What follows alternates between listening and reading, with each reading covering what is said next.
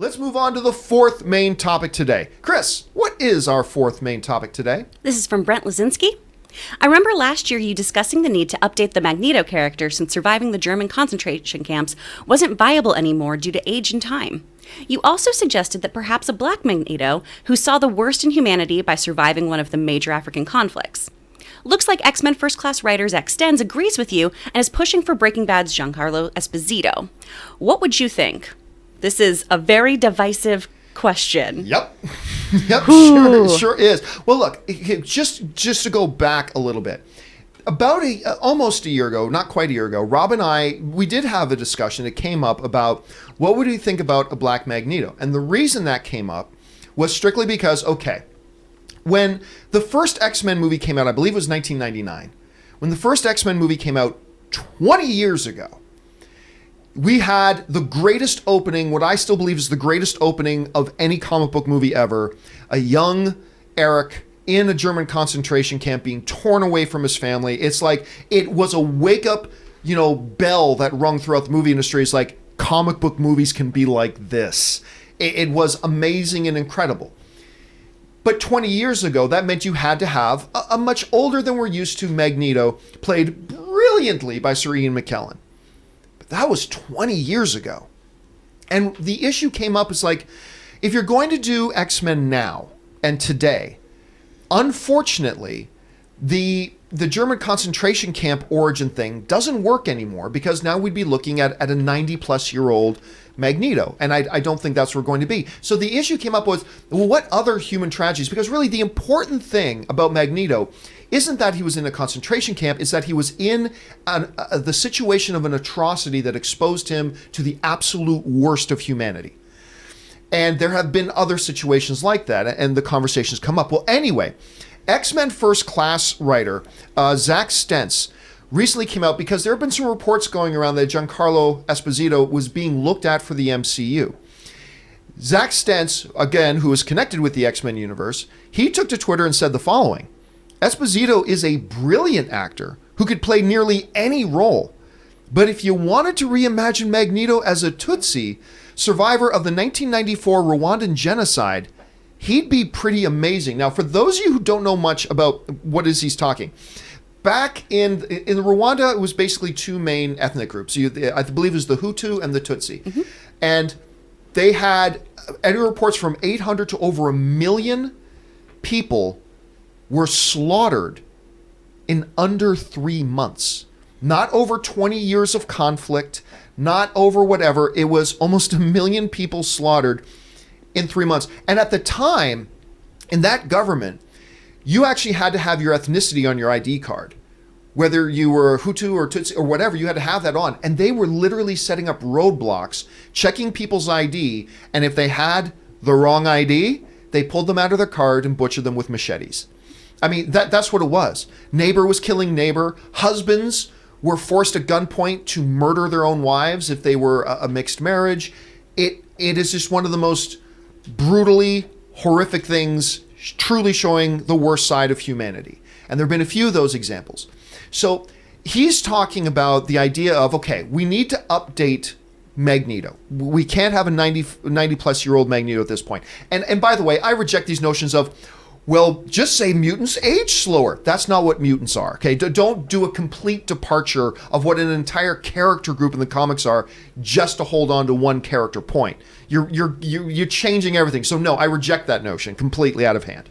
Anyway, so he's basically saying that. So if you were going to say like a 25-year-old Eric, and we still make his name Eric, living in Rwanda, saw this and was exposed to this. That's the type of event, much like the concentration camp, that would burn him and infuse into his soul his absolute distrust and hatred and disdain for humanity in the light of the glory of Homo superior.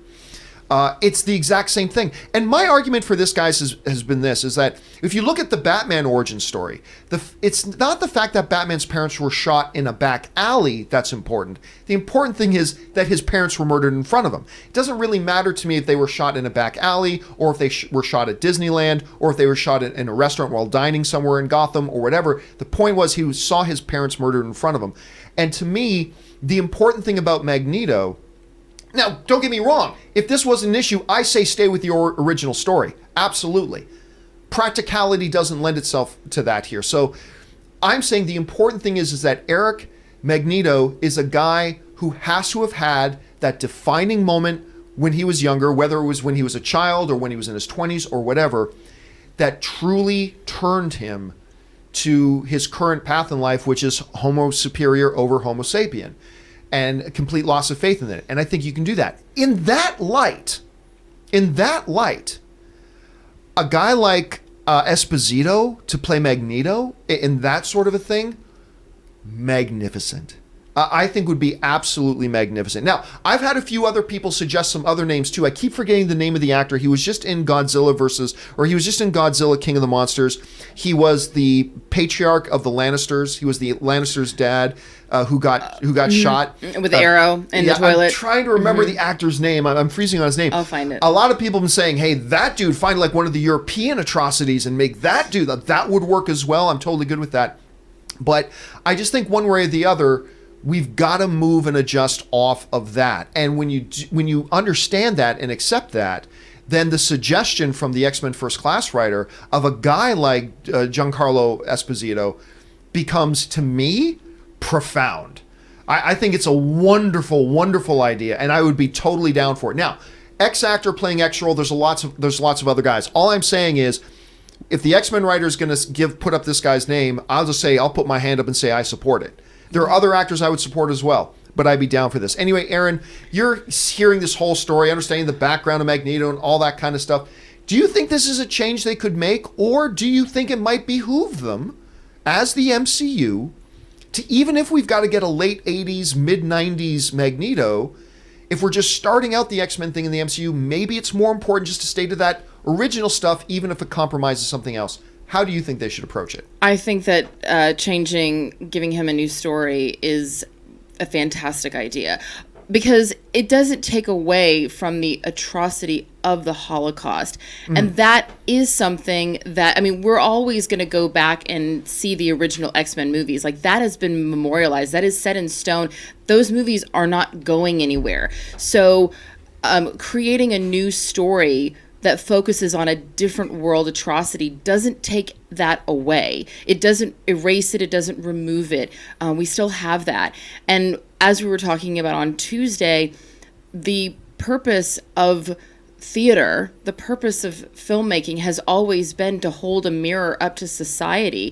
And there are a lot of people who have no concept of what happened. That literally what you just said is the first time people are hearing anything about the Rwandan genocide. And so for us to be able to shine a light on that, and us, I mean the filmmaking industry, to be able to shine a light on that and to educate people about something that is such a major part of our globe's history, and to make it relatable by using a character that people are familiar with, I think that that's not only a beautiful idea for storytelling, it's our responsibility. Well, I actually decided I wanted to make this a part because I'm curious to know what you guys think about this. I decided to make this a part and make it today's question of the day. And you can answer today's question of the day just by going over to my Twitter account, which is right there, simply at John Campea. And today's question of the day I simply asked was this, and I'll bring it up here right now.